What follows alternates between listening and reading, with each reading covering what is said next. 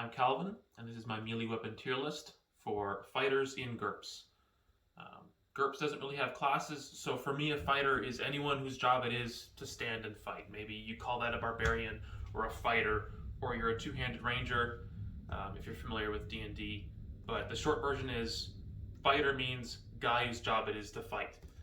A lot of this will apply to other playstyles, but I'm not really concerned about some rogue who's running around stabbing people in the knees, or a wizard who wants something other than a magic staff. Some of this information will be helpful for you, but mostly I'm talking about the fighters. I'm also assuming that you're at a tech level where you're not really worried about guns, other than maybe muzzle-loading muskets. And at that point, it's not that different from a crossbow, so I wouldn't worry about it.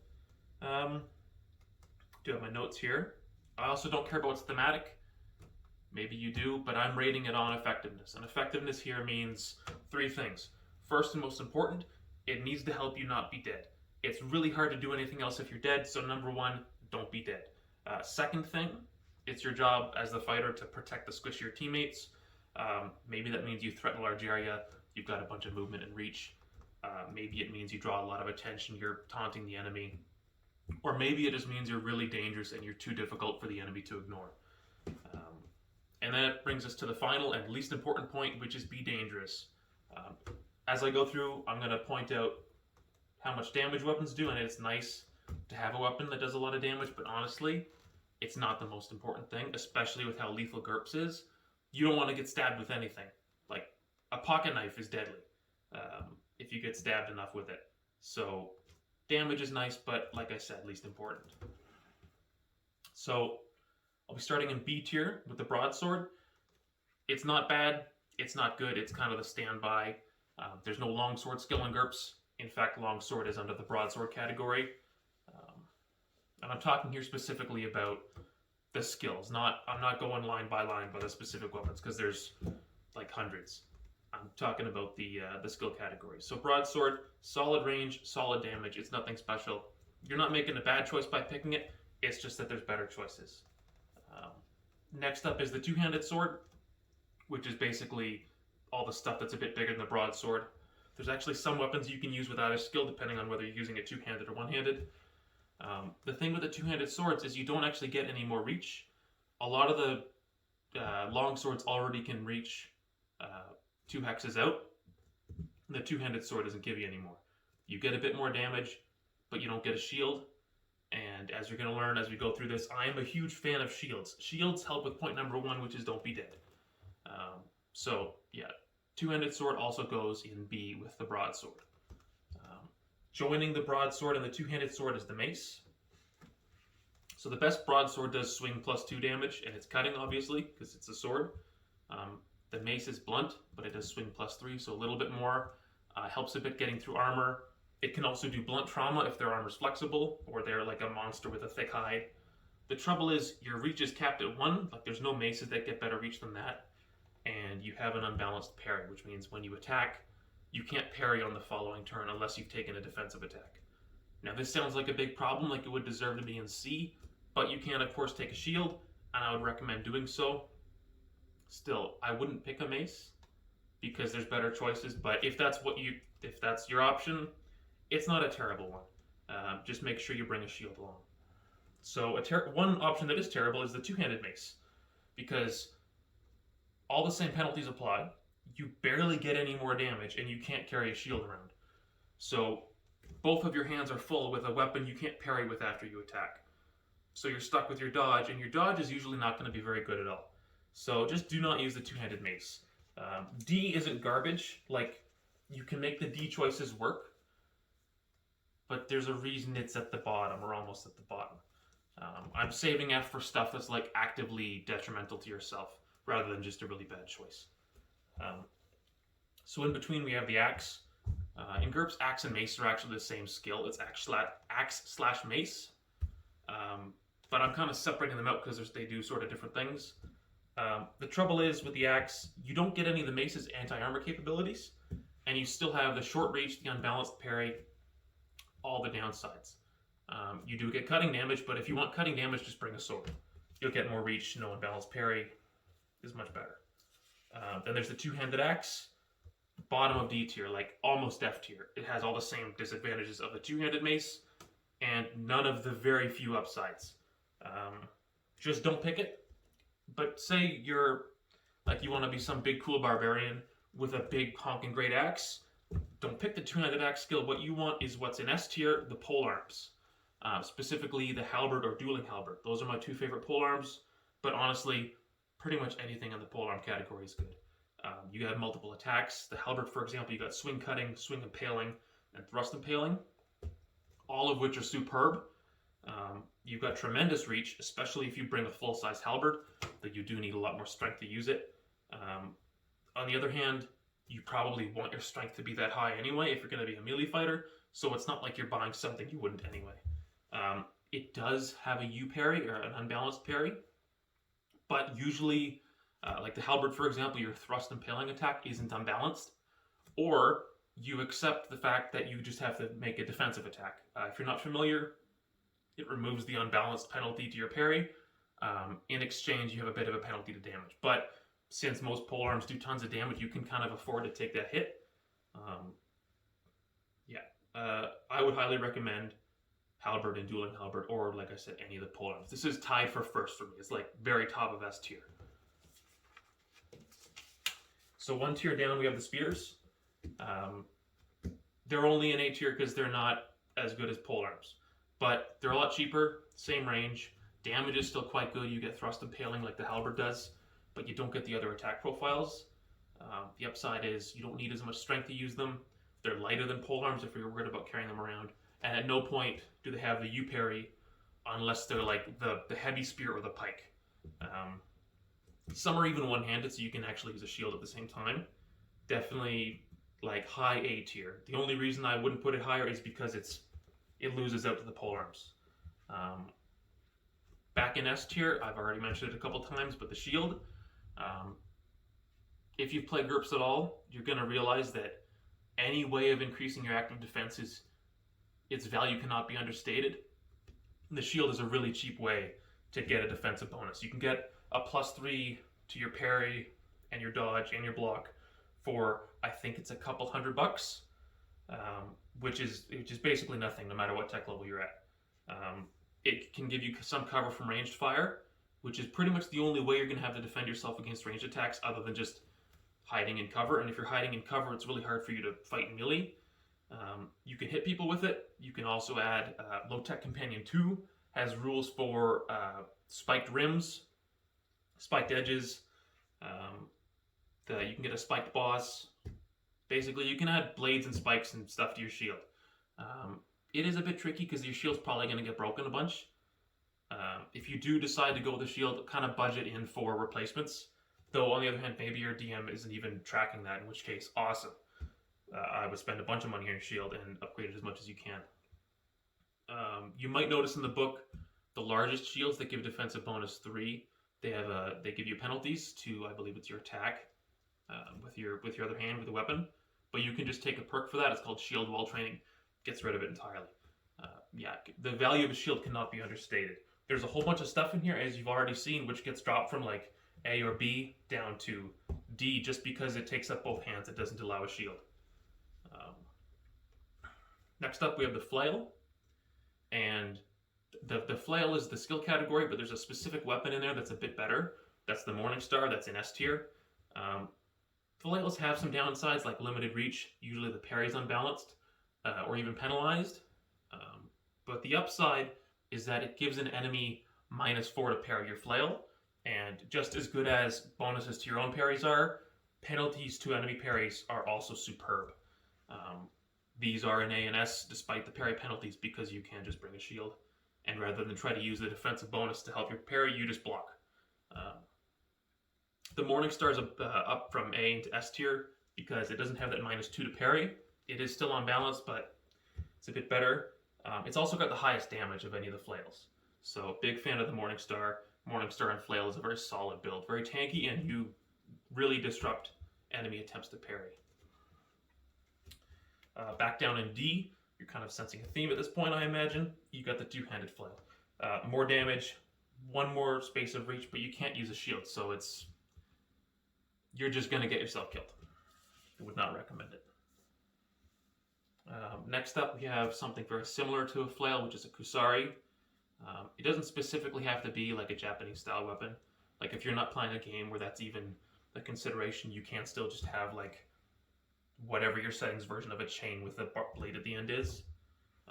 You'll notice this is split. I've got the category down in D tier and a specific weapon called kusari up in S tier.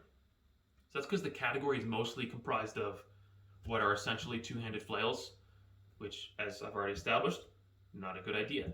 But the kusari specifically is one-handed, so you can wield it with a shield. It's also got a reach of 4, which is like the only thing that beats that is a pike. And a pike, aside from weighing a lot and having an unbalanced parry, can only attack at reach 4 and reach 5. If anyone gets closer than that, you're screwed. Whereas the kusari is good anywhere from reach 1 to reach 4. Solid damage. And it's also the only reach weapon that's got any chance of being concealed. Like you could coil it up and put it in your pack, whereas good luck hiding a pike. Down in F, rounding out the kind of flail and kusari type weapons, is the whip. It's just, like, it's very thematic, but as I've mentioned, I don't care about theme, at least not for this guide. So in theory, you can go to reach 7. In practice, it's really slow. When you make an attack out that long, you have to reel the whip back in to be able to use it again.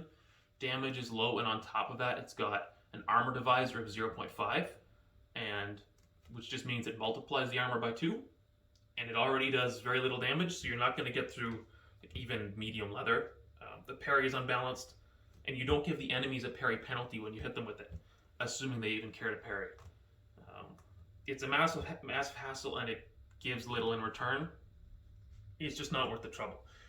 The one saving grace is you can disarm with it, but disarming is not as good as it sounds because it's very swingy. Like, either you succeed the disarm and they lose their weapon, or you fail the disarm, you've wasted a turn, and they still have their weapon, and now they're probably going to come stab you if they were in whip range already.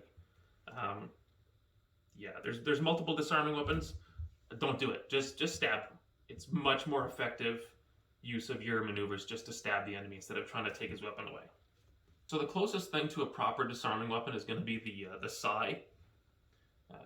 The damage is low, reach is 1, but it gets +2 to disarm, unlike the whip, which is rolling flat disarm. The only reason I'd put this in A is because you get a free attempt to disarm, whereas with the whip, you've got to try to first grapple their weapon and then pull it back, and that's on 2 separate turns. The sai gets a free attempt to disarm on the turn following your parry.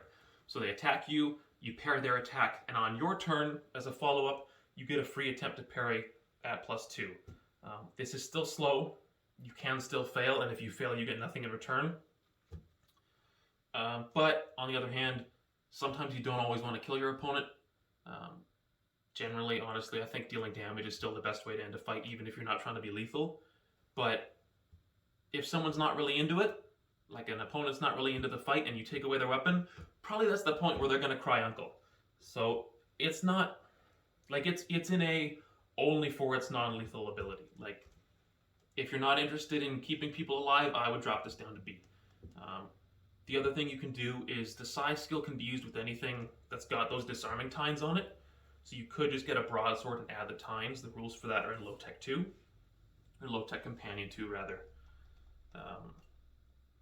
Yeah, that's, again, it's not a very impressive choice. Like, this is probably bottom of A. Next up, we've got the short sword.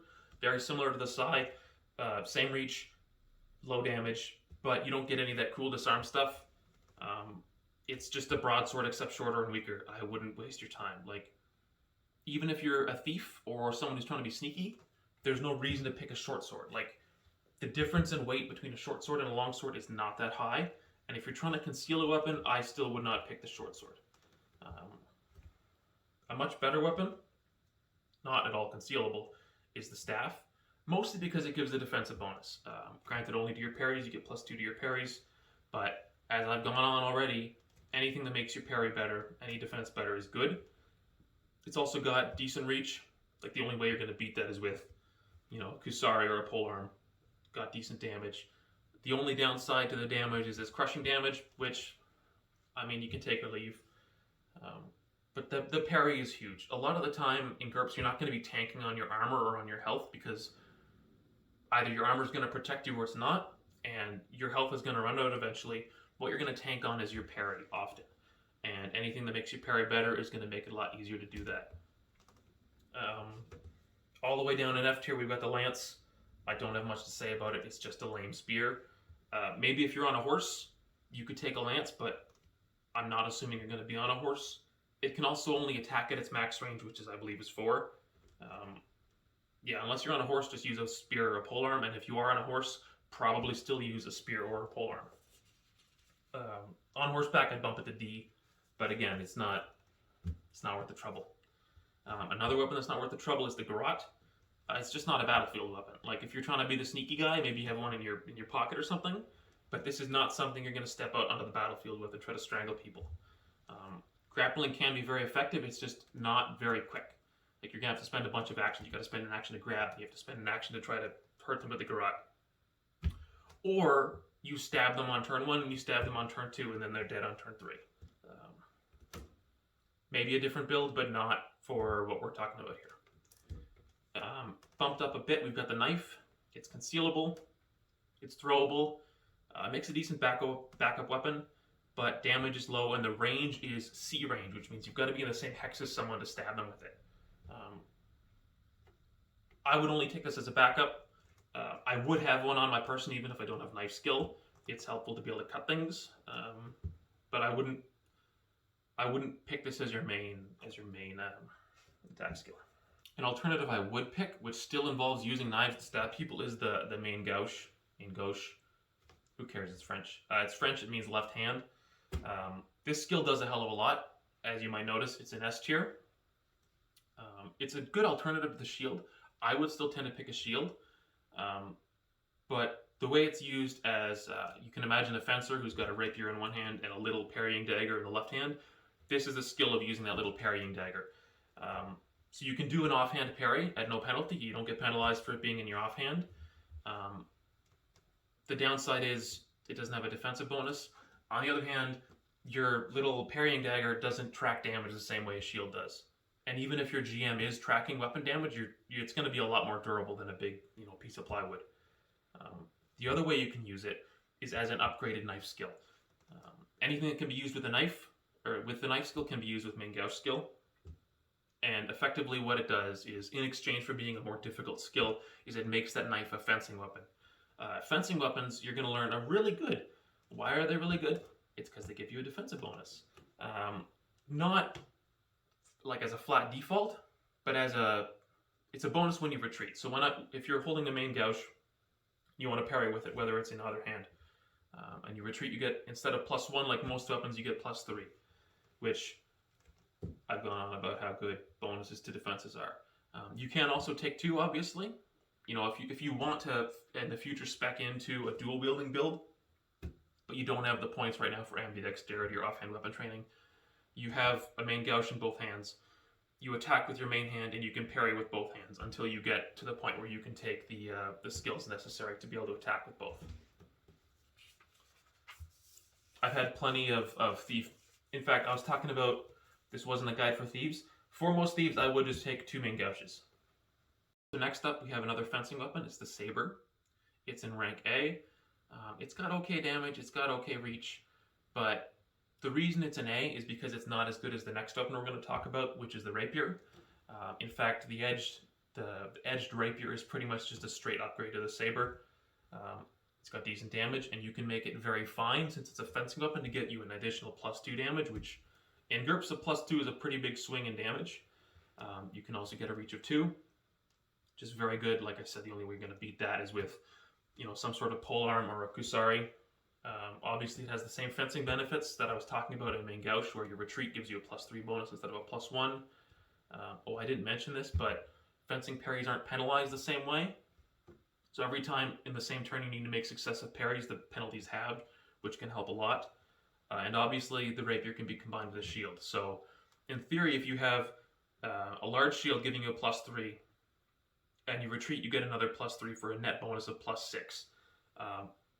That's huge. That can take you from, a parry of 10, where you got a 50-50 shot of defending yourself, to a parry of 16, where you're probably going to defend, I think it's like 95% of the time. And if you push it up past 16, you can just use the riposte, where you take a penalty to your own parry in exchange for applying a penalty to their parry on their turn. Yeah, what's not to like? The final fencing weapon is in B tier. It's the small sword. Small sword's not bad. It's a small sword. Like, it's a short sword that uses the fencing skill in effect. It's obviously not a battlefield weapon, but depending on the setting, it might be socially acceptable to walk around with a small sword on your hip. In which case, this is the absolute best backup weapon, if you can find a way to be walking around with one. If this were a concealable weapon list, the small sword would be rank S. So back down in D tier, we've got the tonfa. I believe this is the last weapon I'm going to talk about before I get into the unarmed skills. The tonfa is just not worth the trouble. Just think nightstick that cops use, or in the medieval age in Japan, it was I think it was the pin for a millstone, and they decided this pin would be cool to beat people with. But unless you're a cop or said peasant, I wouldn't hassle yourself with it. Honestly, most unarmed skills are going to be better. Tonfa is also its own skill with one weapon in the whole category, and I just don't see the appeal. Like, if you're worried about fighting unarmed with your hands bare, there's weapons you can use with the unarmed skills, and Tonfa is not one of them. I wouldn't put this in F because it's not detrimental. It's not good. There's no saving graces. All right, so we're done the proper weapons, and now let's get into the unarmed skills. We're going to start at the very bottom, D tier, with Brawling. This is bad, like bottom of D, top of F almost. The trouble here is that as an easy skill, it's very quick to get it up to match your dexterity. You only need to spend 2 points and it matches your dexterity. The thing is, you can already fight unarmed with your full DX. You don't need to buy a skill for that. You don't need to pay 2 points. Like, there's no value there. You also have -3 to parry an attacker if they're armed, if they have a proper weapon. You can get yourself a slight damage boost once you put 4 points into the skill, but that's a damage boost relative to your punching damage. So it's not like you're pumping your damage output that high. That is the only saving grace of the skill, and it's the only reason it's not an F, honestly. What you tend to see Brawling used for is animals. Like a bear is going to have Brawling above their DX. But if you're a player, use your brain. Don't get Brawling. A little bit better, marginally better, up in C tier is going to be Boxing. It's a bit easier to get your damage bonus, and the max damage bonus is bigger. Instead of +1, it's +2. You also get, this is the first unarmed skill where you get the fencing style retreat bonuses. So same as with the fencing weapon, if you retreat, you get +3. But it can't do anything with the legs, and you're still at -3 to parry opponents with proper weapons. So that +3 bonus you just got for retreating gets eaten up entirely if they happen to be holding, even a knife. It's just not worth the hassle. In C tier, we've also got Sumo Wrestling, which is a grappling skill, and I've already mentioned how I'm not a fan of grappling in combat. It's just too slow. Parrying both weapons and kicks are penalized. Proper weapons at -3, kicks at -2. And you can't actually hit anyone with Sumo Wrestling. It's like there's no strike you can make with Sumo Wrestling. So why is it in C tier when I've just been talking about how terrible Brawling is, but Brawling actually lets you punch people? Sumo Wrestling is a good utility skill. It can help you resist grapples, help you make slams and shoves, which you might be doing even if you have an actual weapon in your hands. So Sumo Wrestling, sometimes that's something you pick up on the side. It's niche, but it can be helpful sometimes. So I've talked about Sumo Wrestling. Is there non-Sumo Wrestling? Yes, there is, and it's an F tier, because it's like Sumo. It's not any easier as a skill, and it doesn't get any of the cool Sumo stuff. Don't do it. Don't grapple in combat. Well, okay, I said don't grapple in combat. Grappling is fine if you need to tie up one specific person, but that's only worth the hassle if that one specific person is more dangerous than you are. And if they're more dangerous than you are, maybe you don't want to grapple them at all. And actually, a good grappling skill up in A tier is Judo. Not because you should grapple with it, don't grapple, but because you get either your choice of a free throw or free arm lock attempt after a parry. So just like with the Sai, where someone attacks you, you parry them and you get a free attempt to disarm. Judo, instead of a free attempt to disarm, you get a free attempt to either throw them or arm lock them. Both of those are really good. Throw throws them prone. And it's going to take them generally 2 turns to stand back up. And in those 2 turns, you can be stabbing them or kicking them in the head or, all sorts of nasty things. And then the arm lock, that's the one grapple technique where I actually see its value, because that pretty much takes someone out of a fight entirely. Once you have someone in an arm lock, they can't use the weapon in that hand. They can't do much of anything, and you've got them locked down. I would generally follow that up with, some sort of weapon attack. I wouldn't just stand there holding them in an arm lock. But, there's value there. You also get the fencing retreat I've been talking about, and there's no -3 for parrying weapons, unlike the other melee skills, or unarmed combat skills. And like most unarmed combat skills, parrying, the parry penalty for multiple parries in the same turn, it accrues per hand, and you can parry at full skill with both hands. So that can help a lot. If you're surrounded by a bunch of enemies, Judo is actually a really good skill for surviving all the parries they're going to force you to make. The one downside is there's no striking in Judo. But what you can do, it's one of my favorite things, is a combination. I believe the rules for combinations are in Martial Arts 103. And what you can do is, if you don't want to choose either a throw or an arm lock, you just do both. So first, you put them in the arm lock after you've parried them, which is not great for them because they're effectively disarmed, and you've got them in a lock. And as part of the same turn, because it's a combination, you throw them. And you're throwing them using their joint as leverage. And that puts a tremendous amount of force on the joint, and it lets you do your full swing damage, ignoring their armor, directly to their joint. I think even a strength 10 Judo user is going to have enough average damage to cripple that limb. And if you have even a little bit extra average strength, you might even be able to rip it off. There's one character in a game I play, or a game I run rather, who just runs around ripping people's arms off with Judo. And it's quite effective. It's why Judo's up in A tier. Grappling's not generally good, but there's a few things that are quite clever, and Judo can do all of them. So the final unarmed skill we've got is Karate. And I should mention for reference, Judo doesn't specifically have to be the martial art called Judo, and Karate doesn't have to be specifically the martial art called Karate. Judo is just any highly skilled grappling, and Karate is any highly skilled striking. So if you're running a game in medieval Europe, you might write Karate on your sheet, but really your guy's learning, whatever knights used to punch each other with their spiked gauntlets. So if you have an objection like, oh, you can't learn Karate, your character's never even heard of Japan, don't worry about it, it's fine. Karate is the best punching skill. I've been talking about damage bonuses that some of the other skills give. Karate gets their bonus at dexterity +1, so if your dexterity is 10 and you push your skill up to 11, you get +2 to damage. It's got the fencing parry, just like Judo and the other one does. You can parry weapons at full skill, you don't have to worry about that -3 penalty. And you can strike and parry with both hands at full skill, so you don't need any special training or ambidexterity to be able to fight with both hands. If you want to strike with both hands in the same turn, you need to pick up dual weapon attack, but that's only 5 points, and I would highly recommend doing that. Doubles your damage pretty much straight out. You don't get that free parry into throw that Judo does, but if you know both Judo and Karate, you just use your Judo parry.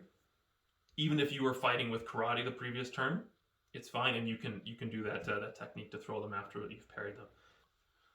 So the final weapon I'll be talking about is the bladed hand. This is the unarmed skills category, and the bladed hand is actually a weapon you use with the Karate skill. And as you can see, it's up in S tier. And it's up in S tier because, while Karate has few downsides, the bladed hand deals with pretty much all of them. With Karate, you can really only do thrust crushing damage, but with the bladed hand, you can do, I believe, a swing cutting and thrust impaling, both of which are excellent damage profiles. Karate, your hand is bare, which is a problem if someone attempts to parry you, because if they do successfully parry, they get a free attack on your arm, which is generally bad. But the bladed hand just covers your hand, so you're not worried about that. And if you're having trouble with armor, well, the bladed hand is a weapon you can modify, so you just modify that thrust impaling to be low-tech companion 2. Again, has rules for making weapons armor piercing. Does mean your swing cutting goes to swing crushing, but being able to get through armor is very valuable, so I would take that choice. The only thing left is reach. Karate can still only attack at reach C. The bladed hand doesn't make it any better, but what I would do is, if you're going to focus on unarmed combat, I highly recommend Gigantism. gives you one extra move for free, and it means that anything that's only reached C that could only attack into your hex can now attack into the adjacent hex as well. I think a lot of people get kind of gun shy about the +1 for opponents to hit you, but it's all honestly not that big a deal, especially since the way you avoid getting hit isn't by them failing their attack roll, it's by you succeeding your parry. And having the extra reach also makes it easier to parry, because you can parry out another step.